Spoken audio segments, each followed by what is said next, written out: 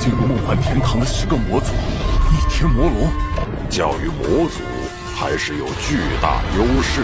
看上去好弱，居然有魔神皇的亲卫护送，这不是灵校店主吗？还没死。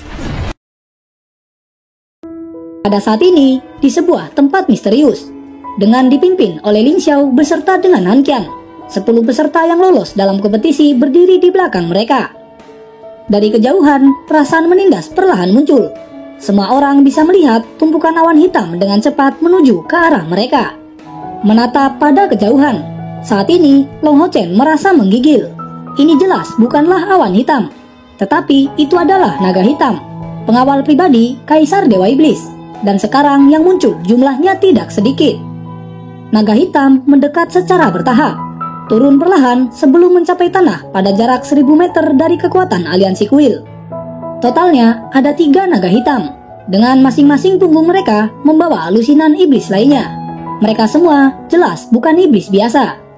Setelah beberapa saat, naga hitam menyusut menjadi bentuk manusia yang kuat menuju ke arah pasukan aliansi kuil. Dari 3 orang ini, Long Hao Chen sudah pernah melihat 2 sebelumnya. Ya, mereka adalah tangan kanan Dewa Iblis Bulan.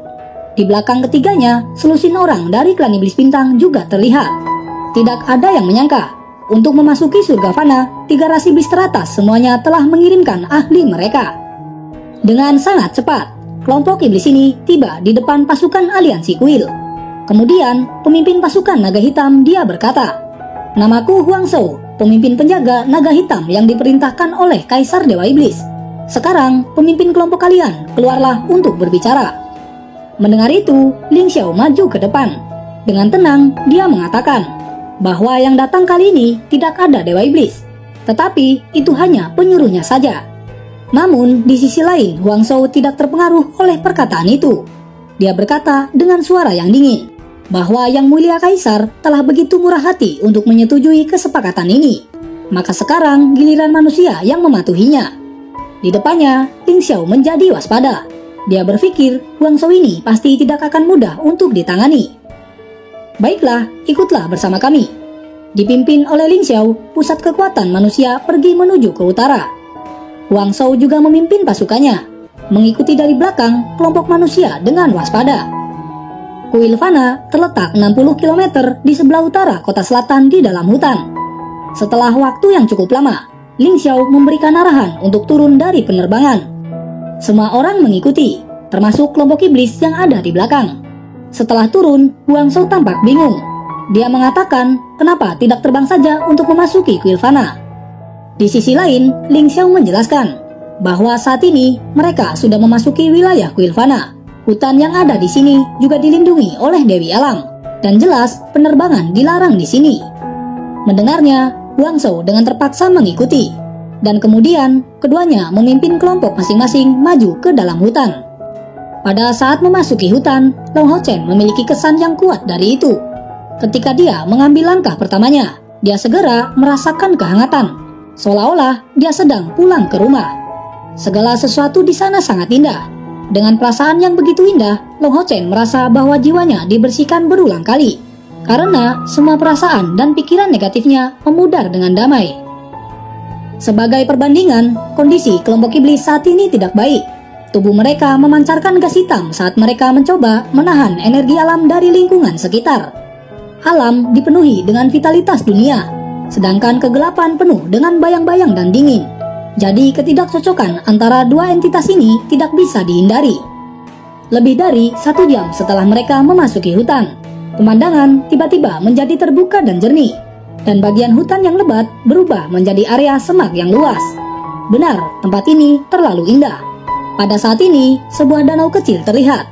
Ukurannya memang tidak terlalu besar, tetapi esensi air yang lebih kaya dan aura kehidupan menyebar darinya.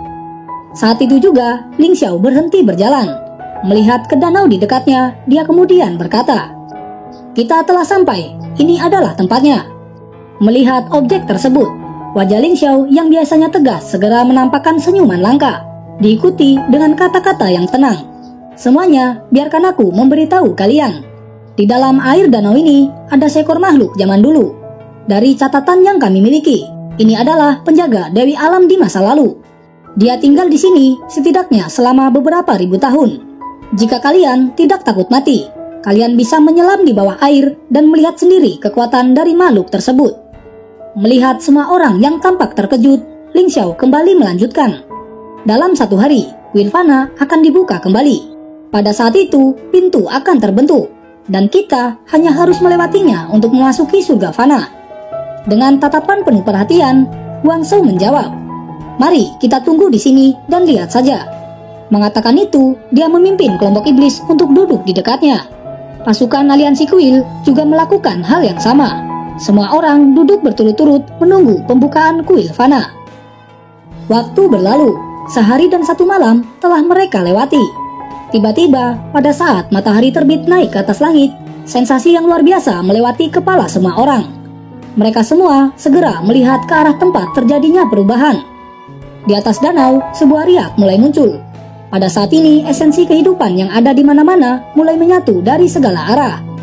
Dengan datangnya fajar, kuil fana perlahan-lahan naik di atas danau. Setelah beberapa saat, kuil fana benar-benar berdiri di atas danau. Perasaan megah dan nyaman terasa keluar dari kuil tersebut. Di sisi lain, Long Hao Chen merasakan sedikit panas dari dadanya, dan peri kecil Yating keluar dari kemauannya. Melihat kuil besar ini, dia perlahan berlutut dan membungkuk dari jauh. Matanya yang indah dipenuhi dengan air mata, sedangkan tubuhnya tampak bersinar secara transparan di hadapan kuil ini. Pada saat ini, Ling Xiao kembali berkata dengan tenang, "Semuanya, sekarang waktunya untuk masuk." Di sisi lain, Wang Shou segera memberi instruksi kepada 10 iblis untuk masuk ke dalam. Segera, pemuda berpakaian hitam yang bernama Ahbao segera melompat memimpin 9 lainnya yang ada di belakang. Di sisi lain, manusia juga mengikutinya. 20 orang sekarang menuju kuil fana. Menarik tangan Cai Er, Long Hao Chen mengikuti yang lain menuju kuil fana dari belakang. Kemudian dia memberitahu Cai Er dengan suara rendah, "Cai Er, kita harus bersatu kembali setelah masuk. Jika kamu menghadapi bahaya, jangan gegabah. Aktifkan saja permata fana dan tinggalkan surga fana." Melihat perhatiannya yang dalam, Cai Er kemudian menjawab, "Hao Chen, kamu tidak perlu khawatir. Karena aku memilikimu, aku tidak akan bertindak gegabah." Mendengar itu, Long Hao Chen kemudian memegang pinggangnya. Setelah itu, mereka melangkah maju untuk memasuki kuil fana. Tepat setelah mereka memasuki kuil fana, pandangan mereka dipenuhi dengan warna hijau tak terbatas. Warna hijau ilusi yang terpantul dari mata mereka, itu benar-benar tanpa apapun selain warna hijau. Dengan langkah maju, Long Hao Chen dan Cai Er keduanya menghilang ke dalam kilau hijau ini. Beberapa saat kemudian, semuanya tiba-tiba menjadi jelas kembali. Saat ini, Long Hao Chen sudah berada di dunia lain. Dunia yang sangat indah. Kicauan burung ada di mana-mana. Dengan ini, menyegarkan pikirannya dengan perasaan yang tenang. Namun sekarang, Long Hao Chen menjadi khawatir. Sesuai dengan yang dia duga, saat ini dia berpisah dengan Cai Er.